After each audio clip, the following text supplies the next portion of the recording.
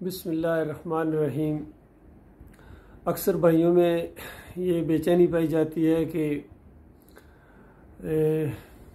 ارشد صاحب نے جماعت کو کیوں چھوڑا یا جماعت والا نے ارشد صاحب کو کیوں نکال دیا، اختلاف کیا تھا۔ میں براہ راست آپ کے سامنے وہ چیز لانا چاہتا ہوں تاکہ پوری طرح آپ کو بات سمجھ میں آ جائے کہ ایمان عقیدہ اصل چیز ہے۔ اس ایمان عقیدے کی وجہ سے ہم اس جماعت میں آئے ہیں، اور ایمان عقیدے کے اوپر ہی کل قیامت کے دن فیصلہ ہونے والا ہے۔ ہمارے سارے بھائی جانتے ہیں کہ ڈاکٹر مسعود الدین عثمانی رحمۃ اللہ علیہ نے اس دور کے اندر جو توحید کی دعوت اٹھائی وہ کفر بالطاغوت کی بنیادوں کے اوپر تھی، اور عقیدے کو مرکزی حیثیت ہے۔ عقیدہ نہیں ہے تو بات ہی ختم ہو گئی۔ عقیدہ بہت اہمیت کا حامل ہے، دنیا اور آخرت کی عزت اس کے ساتھ مشروط کر دی گئی ہے، اور سچائی کے ساتھ عقیدہ ہی انشاءاللہ دنیا میں بھی کامیاب ہوگا اور آخرت میں بھی کامیاب ہوگا۔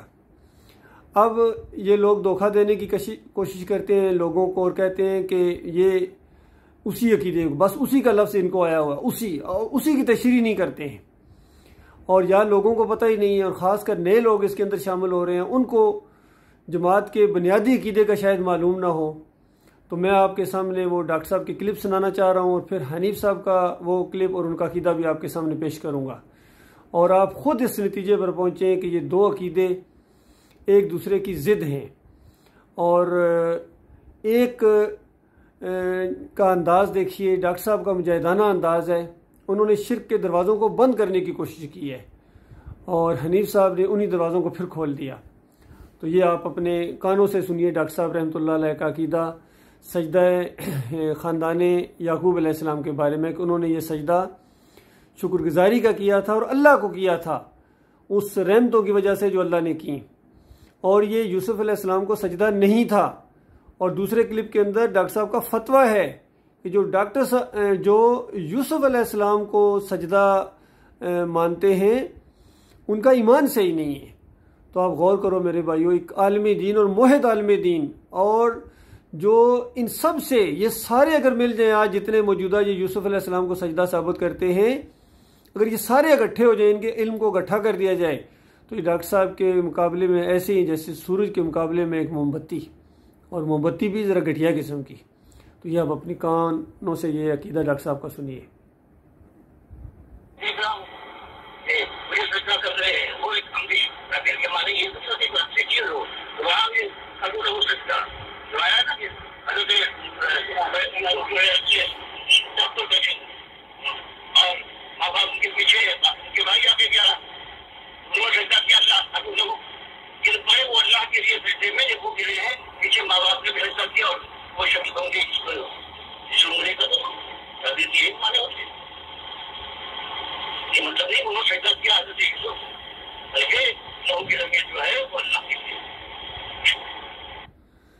یہ آپ نے سن لیا، اس کی پوری تفسیر ڈاکٹر صاحب نے بیان کی ہے۔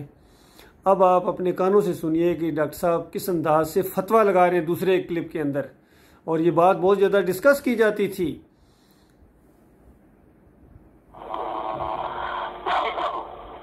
جناب یوسف کو ان کے بھائیوں اور والدین نے سجدہ کیا نہیں حضرت، فَقَرُّوا لَهُ سُجُودًا، کہ اللہ نے جو رحمت فرمائی اس خاندان پر، تو سب خرو یہ گر پڑے لہو کی ضمیر اللہ کے لیے، اللہ کے لیے سجدے گر پڑے۔ اور جن کا ایمان صحیح نہیں ہے وہ کہتے ہیں کہ ہم کو بھی ہمارے لیے شاگرد سجدہ کرے، اس کے لیے تفسیر یہ کر دیتے ہیں کہ حضرت یوسف کو سجدہ کرے۔ یہ آپ نے خود سن لیا میرے بھائیوں کہ جو یوسف علیہ السلام کی طرف سجدے کا رخ پھیرتے ہیں ان کا ایمان صحیح نہیں ہے۔ تو لہٰذا میں ایک ایسے آدمی کو جس کا ایمان صحیح نہ رہا ہو، میں اس کو امیر اپنا نہیں مان سکتا۔ امام تو کیا، اس کو ہم اپنا مقتدی ماننے کے لیے تیار نہیں ہیں۔ بہت سمجھایا ان کو، یقین کیجئے پورا مضمون لکھ کے ان کے ہاتھوں میں پکڑایا حنیف صاحب کے، اور ادب و احترام کے پورے پروٹوکول کے ساتھ، جس طرح ہمیشہ میں ان کی عزت کرتا رہا ہوں۔ 35 سال بلکہ اب شروع ہو گیا ہے، کہ ہماری ایک رفاقت تھی خالص اللہ کے لیے، کوئی دنیاوی لالچ نہیں تھا۔ اور اب جو ان کے عقیدے کے اندر جب خرابی آئی ہے وہ بھی آپ اپنے کانوں سے سن لیجئے کہ کس طرح اس کو یہ سجدہ تعظیمی کہتے ہیں اور یہ یوسف علیہ السلام کو کہتے ہیں، پھر الزام لگاتے ہیں کہ اللہ کی مشیت بھی ایسی تھی اور اللہ کا حکم بھی ایسا ہی تھا، حالانکہ پوری سورہ یوسف کے اندر کہیں اللہ کا حکم موجود نہیں ہے۔ سنیے، یوسف علیہ السلام کے بھائیوں کو جب یوسف علیہ السلام کے تخت کے بارے میں علم ہوا اور وہ اپنے باپ یعقوب علیہ السلام کو بھی لے کر یوسف علیہ السلام کے پاس پہنچے، یوسف علیہ السلام نے اپنے والدین کو تخت پر بٹھا دیا، جبکہ ان کے بھائی سجدے میں گر گئے۔ سجدے سے کیا مراد ہے؟ اصل میں یہ ایک طرح کا تعظیمی سجدہ ہے، اور یہ ایک اللہ کی مشیت اور اللہ کا حکم ہے، اس لیے اس پر کوئی اللہ کی رضا کے مطابق ہے، اس سے کوئی ایسا فیصلہ نہیں کرنا چاہیے۔ یعقوب علیہ السلام نے بھی اس کے خلاف نبی تھے، انہوں نے بھی کوئی ایسی بات نہیں کی۔ دیکھیے، کہتے ہیں اللہ کی رضا کے مطابق ہے، ان کو اللہ کی مشیت اور اللہ کی رضا میں بھی فرق نہیں ہے۔ بھائی اللہ راضی ہوا اس کے اوپر، خوش ہوا اس کے اوپر، اور وہ جو سارے انبیاء کے ذریعے اللہ تعالیٰ منع کرتا رہا ہے کہ دیکھنا میرے علاوہ کسی کو سجدہ نہ کرنا، کسی نبی نے اس طرح کی تعلیم نہیں دی ہے، کسی نبی نے اس طرح کا عمل نہیں کیا ہے، تو سارے انبیاء کی سنت کے خلاف، قرآن کی نص کے خلاف اگر یہ آپ عقیدہ بنائیں گے تو اللہ اس سے خوش ہوگا؟ حیرت ہے۔ آپ دوسرے کلپ میں سنیے کہ حنیف صاحب کس طرح تھوڑی اس کی تفصیل بیان کر رہے ہیں۔ وعلیکم السلام ورحمۃ اللہ وبرکاتہ۔ سورہ یوسف میں یوسف علیہ السلام کے خواب کی تعبیر کی وضاحت کریں اور سجدے کی بھی وضاحت کریں۔ کیا اچھا، یوسف علیہ السلام نے خواب میں دیکھا کہ شمس و قمر اور کچھ ستارے ان کو سجدہ کر رہے ہیں، 11 ستارے۔ غور کیجئے یہاں، یعنی اب لقمہ کوئی دے رہا یا خود یہ پوچھ رہے 11 تھے کہ کتنے تھے، یعنی ان کو یہ بنیادی چیزیں بھی ان کے ذہن میں نہیں ہیں۔ جی 11 ستارے ان کو سجدہ کر رہے ہیں۔ یعقوب علیہ السلام نبی تھے، جب ان سے خواب بیان کیا یوسف علیہ السلام نے تو انہوں نے کہا لا تخصص رؤیاک علی اخوتک، اپنے بھائیوں سے خواب بیان نہ کرنا۔ تو اس کے بعد یہ بھی کہا کہ اللہ تبارک و تعالی تمہیں تعویل کا علم عطا فرمائے گا۔ جب اللہ تبارک و تعالی نے ملاقات کرائی اور اس وقت یوسف علیہ السلام نے اپنے والدین کو اوپر اپنے ساتھ تخت پر بٹھایا۔ یہاں ذرا رکیے اور غور کیجئے کہ ایک تو ذرا باڈی لینگویج جسے کہتے ہیں کہ تھوڑے سے نروس سے محسوس ہو رہے ہیں، اور دوسری بات یہ ہے کہ آیت نمبر 4 کو بیان کرنے کے بعد کہ جس میں یوسف علیہ السلام نے خواب سنایا اور یعقوب علیہ السلام نے جو اس کی تفسیر اور تعبیر بتائی 6 نمبر آیت کے اندر، اس کو بالکل ہی انہوں نے بائی پاس کر دیا، یعنی 4 نمبر آیت کے بعد 100 نمبر آیت پر جا کے چھلانگ لگائی۔ حالانکہ جب 4 نمبر آیت کے اندر سورہ یوسف کی 4 نمبر آیت کے اندر یوسف علیہ السلام نے خواب کا ذکر کیا تو اس کے بعد 5 اور 6 نمبر آیت کے اندر یعقوب علیہ السلام نے اس کا جواب دیا، اس کی تعبیر بتائی، اس کی تعویل بتائی۔ یہ بالکل چھوڑ دیتے ہیں، ڈائریکٹ لگاتے ہیں چھلانگ جا کے 100 نمبر آیت کے اندر۔ اور پچھلے اس کلپ کے اندر بھی حنیف صاحب کہہ رہے ہیں کہ یہ سجدہ جب ہوا تو یعقوب علیہ السلام نے بھی اس کو کوئی بیان نہیں کیا، کوئی یعنی مائنڈ نہیں کیا، کوئی اس پر اعتراض نہیں کیا انہوں نے۔ بھائی اعتراض کس چیز کا؟ وہ سجدہ ہوا ہی اللہ کو تھا، وہ سجدہ شکر تھا، وہ سجدہ تعظیمی تھا ہی نہیں۔ تو سجدہ تعظیمی ہوتا تو پھر آپ کہتے ہیں بھائی انہوں نے تو کوئی اعتراض نہیں کیا ہے، تو لہٰذا انہوں نے اپنے دماغ کے اندر پوری طرح وہی سجدہ بنایا ہوا ہے جو معروف سجدہ۔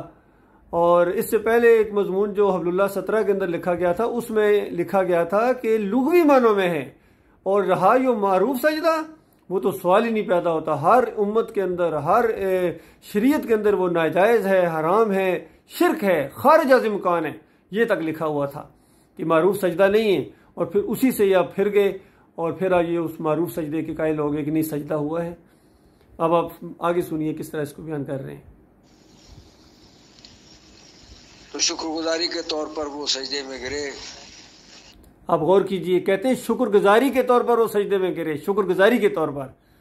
تو شکر گزاری کے طور پر نبی کے سامنے سجدہ کیا جاتا ہے یا شکر گزاری کے طور پر اللہ کو سجدہ کیا جاتا ہے؟ غور کیجئے اس بات کے اوپر، ان کے منہ سے نکل گیا شکر گزاری کے طور پر۔ تو ہم بھی تو یہی کہتے ہیں کہ سجدہ شکر ہے، اور سجدہ شکر اللہ کو ہوتا ہے، نبیوں ولیوں کو نہیں ہوتا ہے۔ قرآن میں الفاظ خروا لہو ساجدین، دیکھیے غور کی کون سی آیت پڑھ رہے ہیں؟ وہ اس کے لیے سجدے میں گر گئے۔ خروا لہو سجدہ ہے۔ یوسف علیہ السلام نے اس وقت فرمایا کہ اے ابا جان، یہ میرے خواب کی تعبیر ہے۔ تو خواب میں تو یوسف علیہ السلام کو سجدہ کرتے دکھایا گیا تھا، اور اس خواب کی تعبیر کی گئی ہے۔ اب غور کیجئے، کہتے خواب میں تو یوسف علیہ السلام کو سجدہ دکھایا گیا تھا۔ بھائی وہ لی ساجدین جب آیا ہے تو اس میں تو سورج چاند ستاروں کا جو معاملہ ہے وہ تو گول قسم کے یعنی اجسام فلکی ہیں۔ زیادہ سے زیادہ کیا ہوتا ہے کہ وہ نیچے عزت اور احترام کے لیے اترے ہوئے تھے، تو اس کو یعقوب علیہ السلام نے عزت اور احترام کی علامت سمجھا ہے کہ تمہیں بزرگی حاصل ہوگی، تجھے اللہ تعالیٰ برگزیدہ کرے گا، چنے گا، نبی بنائے گا، باتوں کی تہہ تک پہنچنا سکھائے گا، اور ہمارے اوپر فضیلت دے گا، بادشاہی میں یعنی حکومت میں حصہ دے گا، میرے بچے، اس کا یہ مطلب ہے۔ اس طرح پورا مطلب بتا دیا، لیکن ان کے فہم کے اندر دیکھیے چیز نہیں آ رہی ہے۔ یہ خروا لہو میں جو لہو کی ضمیر ہے، ہو کی ضمیر، واحد غائب کی ضمیر، یہ قرآن کے قرینے سے تو یہی معلوم ہوتا ہے کہ یہ یوسف علیہ السلام کے لیے ہے، اور اسی دیکھیے کہتے ہیں قرآن کے قرینے سے یہ جو لاہو کی ضمیر ہے یہ ایسا ہی محسوس ہوتا ہے۔ آپ کو محسوس ہو رہا ہے نا، بالکل اسی طرح جس طرح اشرف علی تھانوی صاحب کو محسوس ہوا تھا کہ انہوں نے بھی یہی لفظ بولا تھا کہ قرینے سے تو یہی معلوم ہوتا ہے کہ وہ جو سورہ زمر کے اندر آیا ہے، قل یا عبادی الذین اسرفوا علی انفسہم لا تقنطوا من رحمت اللہ، کہ میرے بندوں سے کہو، ترجمہ تو سادہ یہ ہے کہ میرے بندوں سے کہو کہ جو گناہوں سے اپنی جانوں پر ظلم کیا ہے وہ میری رحمت سے مایوس نہ ہوں، اللہ تعالیٰ سارے گناہوں کو معاف کر دیتا ہے۔ تو اشرف علی تھانوی صاحب نے وہاں کہا کہ قرینے سے تو ایسا ہی معلوم ہوتا ہے کہ اللہ تعالیٰ نبی علیہ السلام کو کہہ رہا ہے کہ اپنی طرف سے کہو، اپنی طرف سے کہو، یعنی ہم سارے نبی علیہ السلام کے بندے ہیں۔ قرینے سے تو یہی معلوم ہوتا ہے۔ اصل میں بندے کا جو عقیدہ ہو، جب نبی کا بندہ بننے کا شوق ہے تو قرینے سے آپ کو یہی معلوم ہوگا۔ اسی طرح جب نبی کو سجدے کرنے کا شوق ہے یا نبی کو سجدے ثابت کرنے کا شوق ہے تو پھر آپ کو قرینے سے یہی معلوم ہوگا۔ ڈاکٹر عثمانی صاحب تو کہتے ہیں لاہو کی ضمیر اللہ کی طرف ہے، چونکہ وہ اللہ کے سجدے کے قائل تھے، تو جس طرح کی عینک پہنی ہوتی اسی طرح اس کو نظر آتا ہے۔ تو یہ فرق ہے ڈاکٹر مسعود الدین عثمانی رحمۃ اللہ علیہ میں اور محمد حنیف صاحب میں۔ لحاظ سے خواب کی تعبیر ہوئی ہے۔ باقی غیر اللہ کو سجدہ کسی شریعت میں بھی جائز نہیں، نہ اس شریعت میں بعض مفسرین نے اس کے لیے یہ تعویل کرنے کی کوشش کی ہے کہ یہ اس شریعت میں یہ سجدہ جائز تھا۔ جائز تھا تو ثابت کیوں کر رہے ہو؟ کوئی بنیاد نہیں ہے، یہ بے تکی تعویل ہے، بے تکی ہے۔ شریعت میں یہ بنیادی چیز ایمان کی بنیاد میں کوئی فرق نہیں ہوتا ہے۔ ہاں بس بات اتنی ہے کہ یہ وہ سجدہ ایسا سجدہ نہیں تھا جو صلاۃ وغیرہ میں ہوتا ہے، اصطلاحی سجدہ، بلکہ یہ صرف احترام کے طور پر، تعظیم کے طور پر جو جھک جانا ہوتا ہے وہ جھکنا تھا۔ یہی تعویل زیادہ بہتر معلوم ہوتی ہے۔ تو اس طرح قرآن کی آیت کی اور اس عمل کی بالکل تطبیق ہو جاتی ہے، تو یہ زیادہ مناسب ہے اس کا۔ باقی ویسے سجدہ ہم اس کو نہیں سمجھتے۔ یہ وہ ہے جو حبل اللہ کے اندر لکھا گیا تھا کہ لغوی معنوں میں ہے، اور اس کے بعد یہ چونکہ پہلے کا جواب ہے ان کا، تو ادب کے لیے اور فضیلت کے طور پر تھوڑا سا ایسے کر دینا، یہ حبل اللہ نمبر 17 کے اندر تھا، اور اب انہوں نے اس سے بھی ہٹ کر آگے آئے گئے ہیں اور کہتے ہیں سب کچھ ٹکایا۔ یہ لاہور میں ان کی میٹنگ ہوئی تھی، وہاں ملک سہیل صاحب نے اور جو بھی دوسرے ان کے تھے سب کہتے ہیں بھائی ہاں ہاں ٹیک دیا، سب گھٹنے ماتھے سب کچھ ٹیکا ہے، جس طرح ٹیکا ہے۔ تو اب یہ اس پر آ گئے ہیں۔ اس سے پہلے حبل اللہ جب تک تھا وہاں کہتے تھے لغوی معنوں میں ہے، بس صرف عزت اور احترام کے معنوں میں ہے، اور اپنی پہلا کلپ آپ نے سنا، اس میں کہتے ہیں ہاں بھائی یہ سجدہ تعظیمی ہی ہے اور یہ اللہ کی مشیت اور اللہ کا حکم ہے. تو یہ اصل میں ان کے اندر یہ بگاڑ آیا ہے. اب ان کا ایک اور ہے سہیل خان صاحب، ان کا بھی ذرا یہ تھوڑا سا کلپ سن لیجیے تاکہ آپ کو پتہ چلے کس طریقے سے یہ بیان کرتے ہیں، کس طرح جھوٹ بولتے ہیں. دیکھیں جناب، ڈاکٹر صاحب کی یہ کیسٹ ہمارے علم میں کبھی بھی نہیں آئی تھی. جب 2004 اور 2005 میں یہ لوگ جماعت سے علیحدہ ہوئے تھے، یعقوب علی وغیرہ، اس وقت انہوں نے یہ پتہ نہیں کہاں سے کوئی بہت پرانی نکالی. یہ کہنا بالکل غلط ہے کہ جماعت کا پہلے ہی چلا آ رہا تھا، کبھی بھی نہیں رہا.